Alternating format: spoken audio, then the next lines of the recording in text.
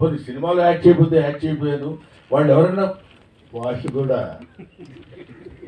నీ ఇష్టమైతే రా, అది నీ అదృష్టం, లేకపోతే నేనేం చేయగలను, నీ అదృష్టాన్ని పరీక్షించుకుని నువ్వు రాగలిగితే మేము ఆనందిస్తామన్నట్టు వాళ్ళిద్దరూ సైలెంట్గా ఊరుకున్నారు.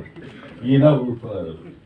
నేను ఇక్కడికి వచ్చిన రీజన్ ఏంటంటే ఒక్క విషయం ఈ ఈ అందరి తరఫున చెప్పాల్సింది. చిరంజీవి గారు మొన్న నా బ్రహ్మానందం ఆడియో రిలీజ్ ఫంక్షన్కి ఆడియో రిలీజ్ ఫంక్షన్కి తన ఇన్విటేషన్ ఎందుకురా నాకు, నేనే వస్తాను అని చెప్పి వచ్చాడు.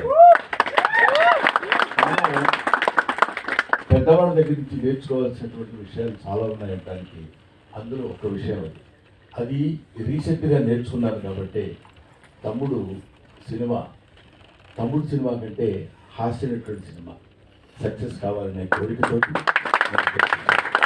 ఇందులో పిలుపులు బొట్టులు పిలవడాలు అలాంటివన్నీ అది ఫార్మాలిటీస్, కానీ అవి స్నేహితుల జరిగి ఆత్మీయుల మధ్య జరగవు.